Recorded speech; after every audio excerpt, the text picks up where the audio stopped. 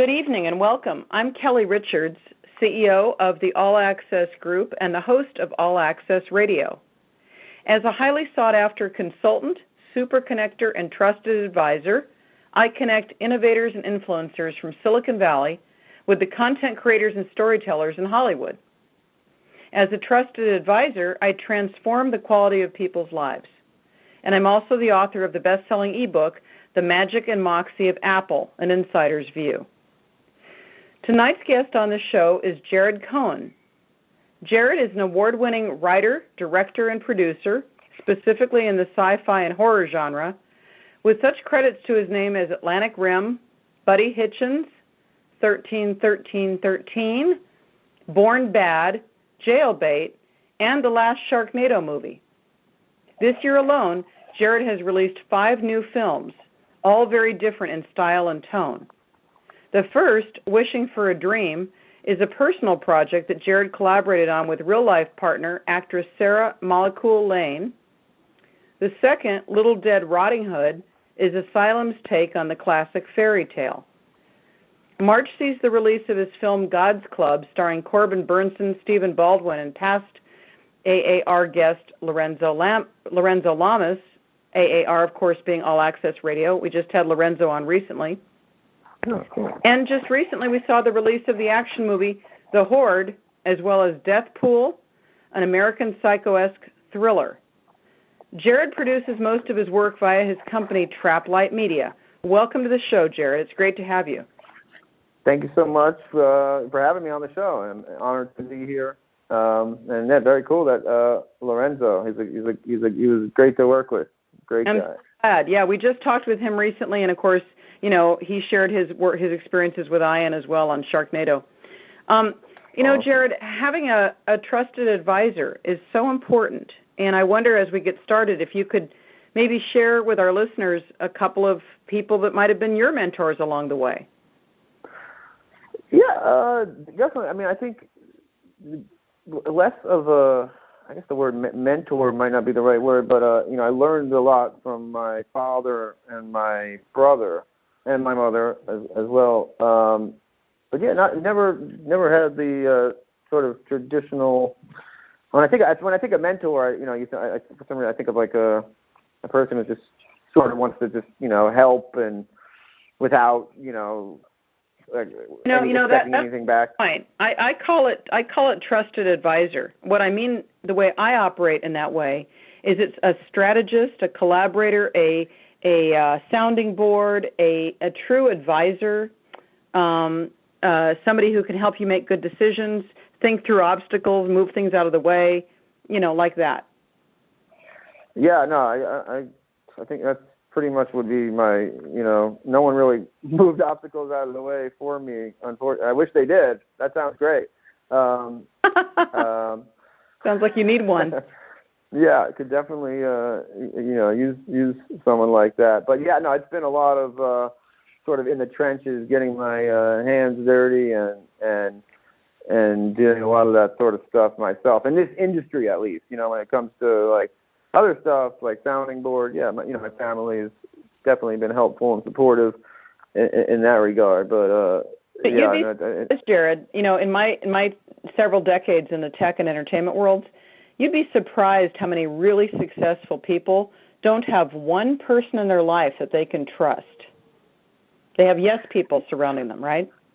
Yeah.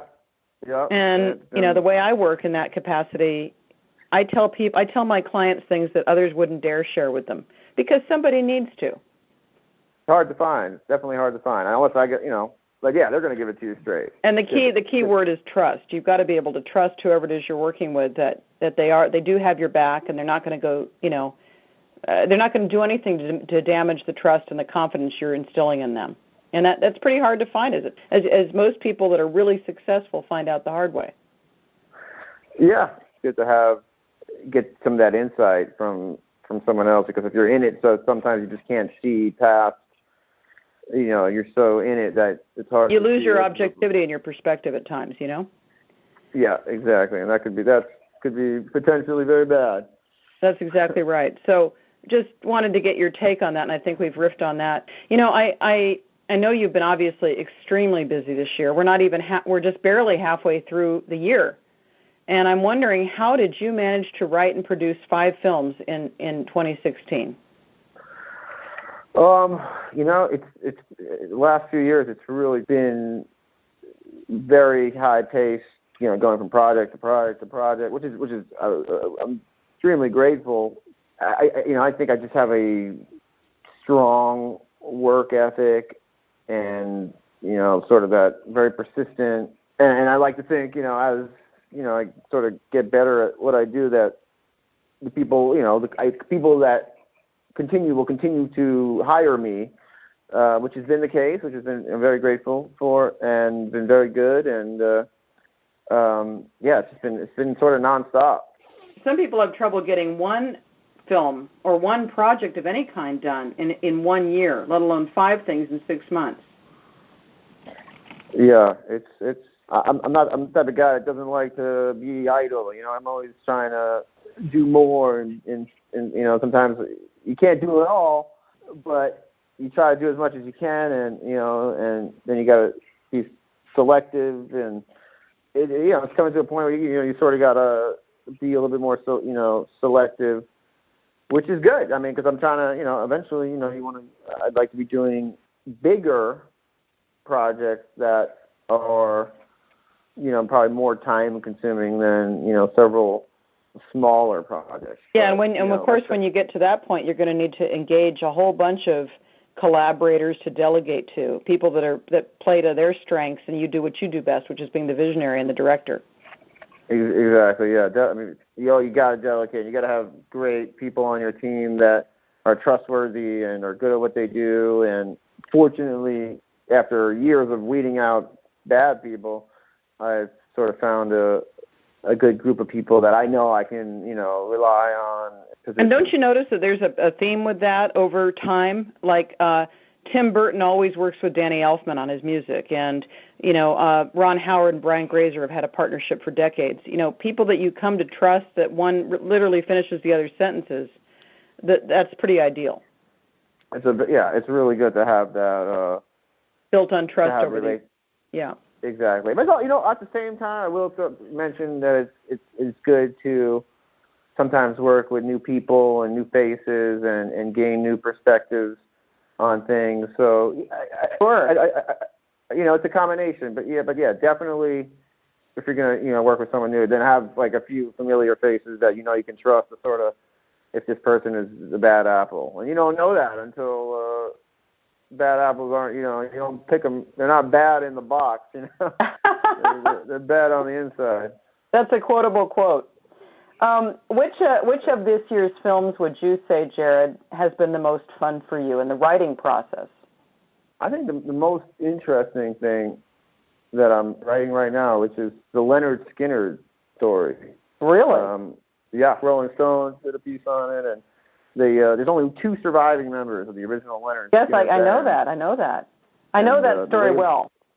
Yeah, great. I know it. I didn't know it very well until several months ago, and then after the label flew out Artemis Pyle, the very cool guy, him and I had the opportunity to, spend some good amount, like about a week, working on the story and, getting all the details, and something that we're gonna be shooting, I think, either the end of this year or early next year. But it's more about the crash. The craft that they went through in writing the songs and what they were up to. No, the plane crash. Crash, excuse me. I heard craft. Excuse me. Yeah, the crash is obviously a big part of that story. Did you happen to see, Jared, the Behind the Music episode on Leonard Skinner? I think it came out almost 20 years ago now. Yeah, the one on Civil War on VH1 with Jake Tapper. No, it was definitely VH1. Yeah, Behind the Music, that series. They did an episode on Leonard Skinner, and it was fascinating. Long time ago now. Yeah, a lot of drama behind the scenes. Yeah, Artemis was interviewed and that, and Billy and Gary Rossington. Yep, you got it. Yeah. I'm curious, what led you to what led you to choose that project? Have you been a fan for a long time? Yeah, I mean, definitely a fan, bigger fan. Now that I've really sort of gotten into it more and more. Of course, I knew the hits. Everybody knows Sweet Home Alabama and Simple Man and Tuesday Is Gone and the hits. But now I'm much more into it. But what got me into it was I did a movie with a record label, the record label that's producing. We did a movie called Devil's Domain. But with Michael Madsen we had, and it was a great show. It was a horror movie, very topical though, very very topical about cyberbullying and social media and karma, and so that went really well. And the record label has Artemis is one of their artists. Got it. So it's such a great story, and Artemis really wanted to tell it, and so through the label. It was just great timing because we just did a movie and the label was happy with the way the production went. So they asked me if I was interested in writing and directing, and of course, yeah. I mean that's such an amazing opportunity. Well, it does break you out a little bit of your genre, of the horror film genre. Yeah, definitely, which is a welcome break. So, but yeah, it'd be great. I'm very excited about that, and just sort of, we're putting together the pieces right now. Terrific. I look forward to seeing that. I really genuinely do. There's a great book out there called Daily Rituals by an author named Mason Curry that profiles the daily routines of great minds and creative artists like Hemingway, Mozart, Freud. I'm kind of curious what your creative process typically looks like. There's a great book that I read called The War of Art, not the art of war, the War of Art. It's all about defeating resistance, and I think every artist has you go like, all right, I'm going to go write something, or I'm going to go do this, I'm going to do that, and unless you have a deadline, it's sort of, you got to, just sit down and do it, and that's the resistance. That's the hard part is just, starting and getting into it, and once you sort of get into it, it sort of takes over, the internal mechanisms sort of take over, and, you're able to work, and really really resonated with me, and really just started, writing, and until eventually you get to the point where you've generated enough activity to sort of sustain and grow organically without having to, beat the bushes figuratively or... Do you typically chunk out a day where you start your morning and you work for 2 hours and you take a break? Is it like that kind of a flow, or is it just more organic? As ideas come, you capture them. Well, I mean, now, luckily, I'm sort of at a point where it's like enough things have sort of come into the fray that I just by addressing them is sort of also building the relationship with the producer or whoever essentially hiring me to do this, and as long as I get do that job and do it well, and then of course I got my own project with Traplight. We made a few movies that we financed ourselves, and by doing that has attracted other investors. Yes. That are like, hey, you guys, I love what you guys are doing. Here's some money. Let's make a movie. And in fact, have you heard about the Horror Equity Fund? I spoke to there's two guys. Marlon and Brian. Yeah, you've heard of them? Yeah, I was at a convention screenwriting thing, and they were there. Yeah, and I colleagues of mine. I would have. There would be a fit between you guys somehow, given they focus exclusively on horror. Yeah. Yeah, there might be something we can take offline there, but my point is, it really does make a difference. If you invest first in yourself and your projects, it definitely makes it easier for other investors to want to get on board because you've got skin in the game. Exactly, yeah. A lot of it is just if you keep going and keep creating and keep working, and the more movies you make that are, good, or as good as they can be, you'll get more. That's been my experience. I know what happens is you create a body of work, a reputation, and then that starts to build its own. It's got a life force of its own, effectively. Yeah, no, that definitely is very true. I'm sure you know, Jared, that the horror genre of film makes more money than any other genre, and it's got more rabid fans that are sticky to the genre, almost regardless of the film itself. Yeah, it does that. I don't just do. I just wrapped the Lifetime movie last week, my second one. I'm doing another Lifetime movie in a month. So I don't. It's not just those were more like thrillers, I guess. But still. They still fall into the story. Yeah. Yeah. And so along those lines, I'm kind of curious about what philosophy informs your approach as a director. How do you go about approaching a project? How do you go about knowing which ones to choose? And then when you get the ones you're choosing, tell us a little bit about your process.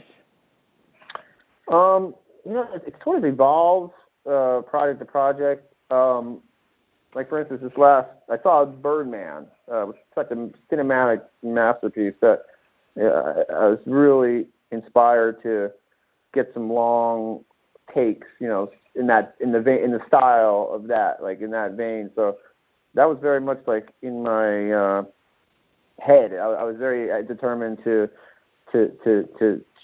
shoot like that. So this last movie I've never attempted these like long, they call them oneers, which is just essentially shooting an entire scene.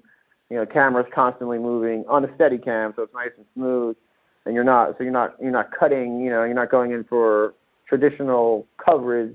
You get your master shot and then close up, or you're not shooting it like that. It's much more of a dance, a choreography with the actors and the camera operator, and it's so that sort of inspired me, that one movie. But I think the way my brain works, it's sort of like a mashup of like pop culture and also but not pop culture and like what's very poppy at the time. I'm talking about like classic movies, like classic actors and classical quotes and lines. It's sort of like I just take things from this movie and take things from that movie and take this character and mix it with that character, and that'll be my character, or it's sort of like a hybrid mashup. Like, not saying that nothing I think of is original, but I don't think what anyone thinks of at this point. I was just going to say, whether it's music or film, isn't it true that part of the creative process involves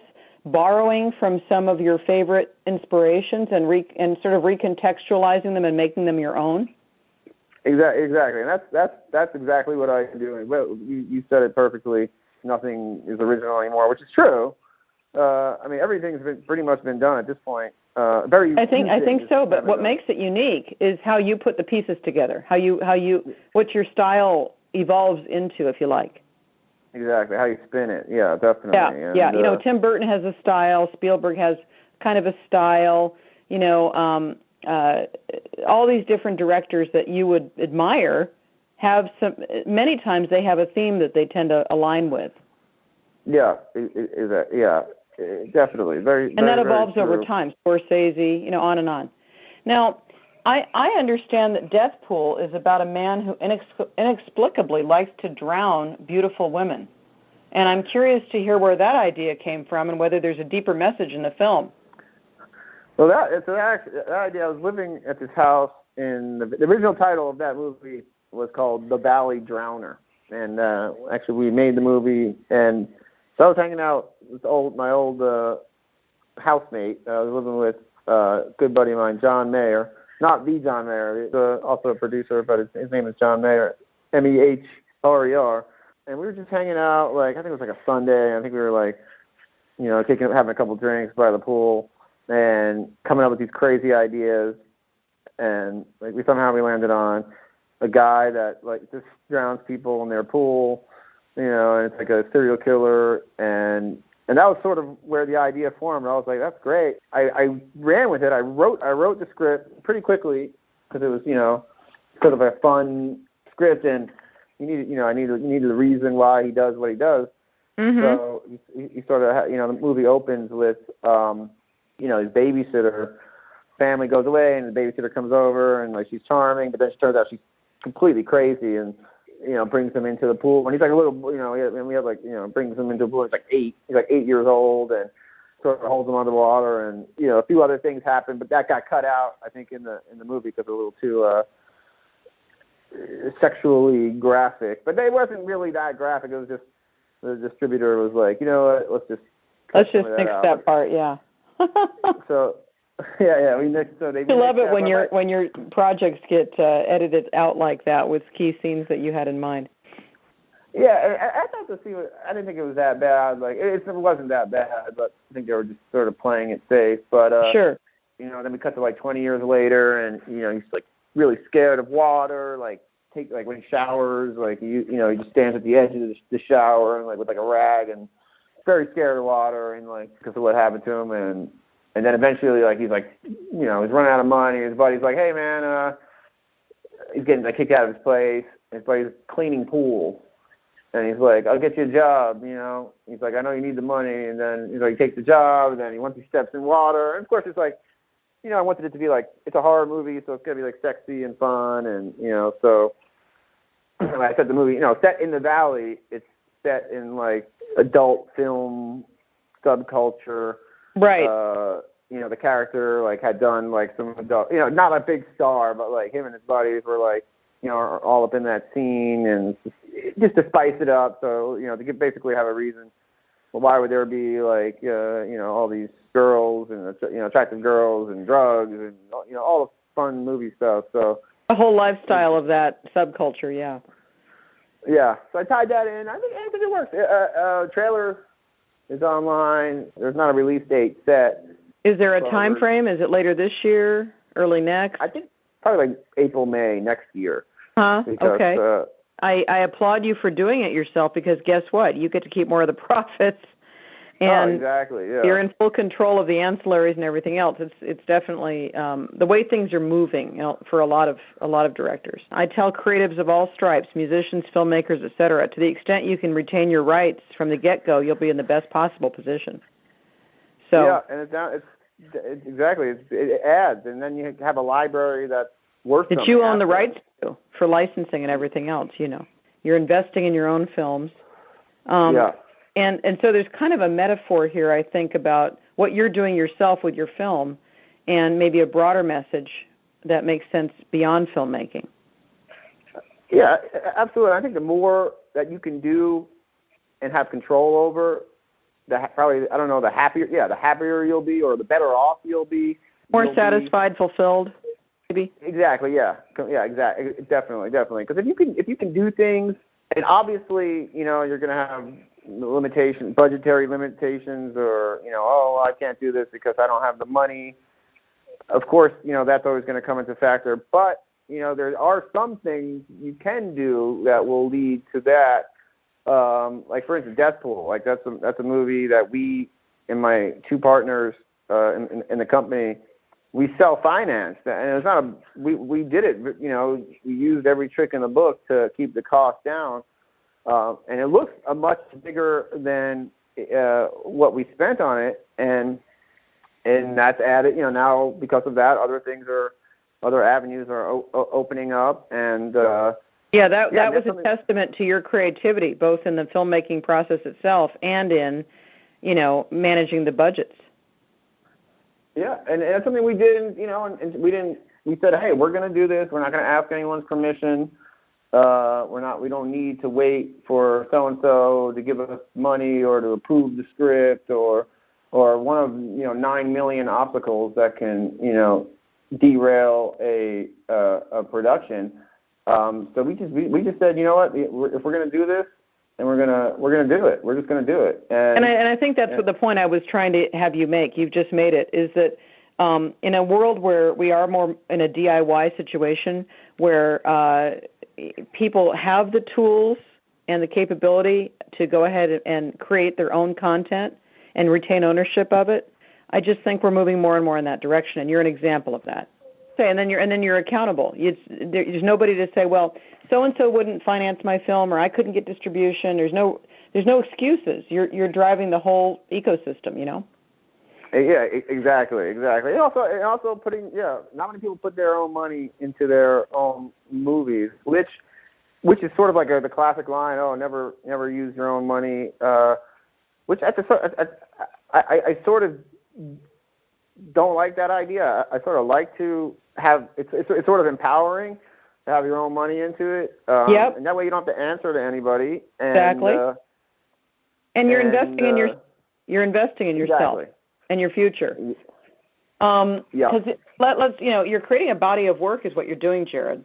And over time, to the extent you own more and more of that, not only do you have more latitude to license and slice and dice it and use and recontextualize it, as I said earlier, across all kinds of ancillary opportunities, but it becomes part of your legacy for what you're building in your own personal wealth, your body of work, your library, the whole thing. The more of that you own, the better off you're going to be in the long term, and so will your heirs and everybody else. Exactly. It's like real estate. Well, I mean, not. I guess the movie it sort of is like real estate. Like building a portfolio. That's exactly what you're doing. Yeah. It's really a wise move. If I could shift gears for a minute, Jared, I'm curious to hear about how your collaboration with your partner, Sarah, went on Wishing for a Dream. Was it easy or hard to work with your life partner, and how did her creative vision challenge or complement yours? She's such a talented actress and like a good human being. That particular project was challenging in that movie we had no crew. I essentially, the way that movie started, I bought a new quality camera, and I wanted to test it. So I was like, let's shoot something. And then, of course, me being me, I was like, all right, you know what? I'm we're going to shoot something, but it's going to be a feature-length film, full-length movie. Mm-hmm. And I'll write it in that we'll just something that we can do ourselves. But the way I'm going to get production value is we're going to be really sneaky because it's a great camera, Blackmagic pocket camera, pocket cinema camera. It's such a small camera that you can it looks like almost like a point and shoot camera. So we would go into restaurants and the gym and all these places that you're not, you really shouldn't. You would need a permit and a full crew, but we would just maximize the production value by essentially guerrilla filmmaking. And right. We shot that movie. And it was we would shoot a scene or two, a day. But it was a project, and we shot it over something like 40. We had 40 something. 42 shooting days. Mm-hmm. So it just became this trek of, when, all right, we have some free time, let's go and shoot this scene. And we shot it, essentially, I think, we shot it in, scene order, in story order, which is amazing. Never... Wow. Yeah. That would make the editing process that much easier. Yeah, I mean, it was not very efficient in terms of... usually how movies are done, but it wasn't really about. The project was never really about, making money or commercial success. But we did find distribution, and the movie is available, and it got into a few film festivals. But I certainly wouldn't call it a commercial success, but more as a creative endeavor that. Yeah, kind of a passion project, if you like. Yeah, that story that. Sort of semi-autobiographical. Right. So, right. Everyone's got to tell. Every filmmaker has to make at least one of those, right? I think you're right, but I wonder, did it get in the way or augment your actual relationship, or did it impact it at all? That's what I guess I was trying to get at. Yeah, I mean, definitely got. It definitely became sort of if she wasn't in the mood, or I like to film, and I'd be like, oh, come on, we gotta, let's go, we gotta do it, we gotta finish the movie. So certainly there was some of that, because nobody got paid. I mean, it's just really 95% of the movie is just me and her, or actually most of it is her. Gee, are we having a real conversation right now, or is this going to be on film? Yeah. Yeah, it definitely was a thing that we dealt with. Yeah, I bet it was. But it sounds like you came through it okay, so that's the important part. I understand that you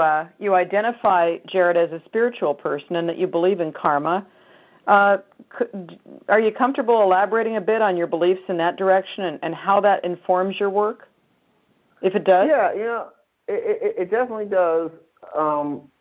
I think, I've had some sort of spiritual moments, and I'll just talk about it. It's there's a plant called Ayahuasca, and I've had ceremonies, and it's sort of Amazonian-based medicine. Very I'm familiar with it. Yeah, it causes hallucinations and visions, if you like. Yeah, I mean, I would definitely say it's been very profound. Like some of the experiences that I've had are just probably the most profound, experiences of my life, and it's sort of you could call it like a trip or a ceremony, or like you go deep. You come face to face with the universe, or at least I did. I know, and other people do as well. Because there's no way you're not. It's so powerful that it sort of sends you into this spiritual state. You could take an atheist, and as long as they drink the tea, and they're gonna come out of it believing something. Unless you're just you're gonna go places, and they say the plant sort of shows you what you need to be shown at the time that you take it. Right, that's what I've heard as well. You're saying everything I've heard about. I have not done it myself, but I've heard a lot about it from other colleagues and friends. Yeah, it's very powerful, and it was very, initially I was apprehensive and, nervous or what have you to do it. But I felt like I was at a point spiritually starved at a point in my life, and this industry can certainly do that.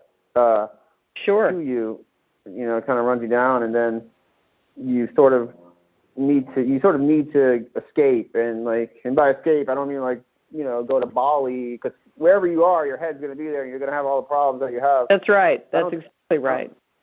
I don't think vacations are actually very.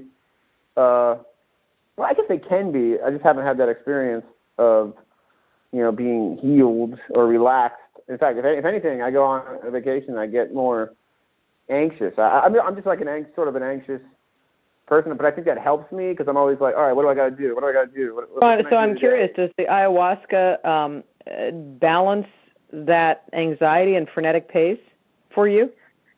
It does. It's like a giant reset button. Uh-huh. And you come out of it, and you're like, things are a little bit more simpler. You saw the greater meaning of things. Mm-hmm. That even if, and I meditate, and I try to do things that sort of keep my Zen level, nice and harmonious, but that nothing is as effective as a good ceremony with good medicine and a good environment, and the good guide or shaman or what have you. So how do you think those experiences show up in your work? If they do. When I'm directing, it's a very you're like the captain of the ship, you have to be assertive yet in command. Otherwise, always resistance. You're always going to get resistance from people. Whether some people are like, oh, I don't think we should do that, or they're always going to go the easy, safe route. And if you don't direct, if you don't do the work, the movie will still get made, but you won't be and you may still be the director, quote unquote, but you'll get sort of bullied by the keys, or whether it's the DP, the AD, or the line producer, or whatever. Someone's going to come in and make sure the movie gets done. But if you have a vision, a lot of directing is sticking to it, and this is what we're going to do. This is how we're going to do it. So people have to be trusting. And so if you're not in a strong mental shape, then you're just going to get walked all over, and you're going to be very upset. That happened to me. Absolutely. Yeah. You know, my early films, you know, a couple of them I experienced that, and I was just like, you know, never again. You know, you get beat up, and then you take karate, and then you know you don't allow it to happen. Yeah, again. I think it's a combination of you being the director and, as you say, the captain of your ship, but also keeping a perspective and managing balance and self-care, so that you keep your perspective, and you're not at the effect of 110% of your life force going into these projects and getting sucked out by the industry. You know, that's the art of the balance, I think. Yeah, it can be very stressful. Also very rewarding, wouldn't you say, Jared? Yeah, you know, definitely. I mean, is there something you'd rather be doing than directing films? No, I can't think of anything that I'd rather be doing. It's great. I really do enjoy it, and I really enjoy creating, and I enjoy watching the movies after, and it's good and creative, and so I definitely enjoy it. I mean, sometimes you get caught up in the nuts and bolts, and you sort of don't. I mean, living in LA, you're sort of surrounded by it, so you sort of forget that it is sort of I don't want to say it's a bubble of a sort. Yeah. You're sort of in it. Yeah, and then you're like, oh, well, I direct movies. Of course, why wouldn't I? I'm in LA. Of course, you're an actor. See, that's one of the reasons I choose to stay living in Silicon Valley and just coming down for meetings. My brother is there. He's up in Silicon Valley. Good. Well, I kind of live between the two worlds, but you gotta choose where you're going to live, and that's one of the main reasons I choose to be up here and go down there for meetings. Get out of the craziness a little bit. Well, I want to thank you, Jared. You've really given us a lot of time tonight. And before we wrap up, where do our listeners go if they want to learn more and connect with you? Is there a website we should direct them to? Yeah, I mean, I would certainly say, I have, of course, the Twitter and Facebook. I'm on there. And it's Cohn for our listeners. Jared Cohn. Correct. Cohn. Yes. Yeah. Many times misadded the E. Many people like to add the E. But want to add the E, but that's Cohn without the E, yeah. But, I'm on there. There's jaredcohn.com. Desperately in need of an update, but I've been, thankfully I've been busy. And traplightmedia.com. Okay. So, stuff is pretty out there. IMDb, of course. Of course, yeah. But honestly, a lot of the times, like, a movie I did will be playing on, like, Showtime or Lifetime or MTV, and I'm like, and I'll find out about it from randomly. Like, I don't even know. Like, I need to be better about, like, oh, hey, this is coming on this date and that date. You sort of don't know. Like, no one tells you. You would think that someone would be like, oh, hey, by the way, your movie's gonna be playing this time, that day, or whatever. But that does not happen. Yeah. It's sort of weird. It's crazy. Well, like I said, I'm really grateful for your generosity in making all this time for us on the show tonight. I want to thank you for being a great guest. And I want to wish you the best of luck with all these different projects you're juggling.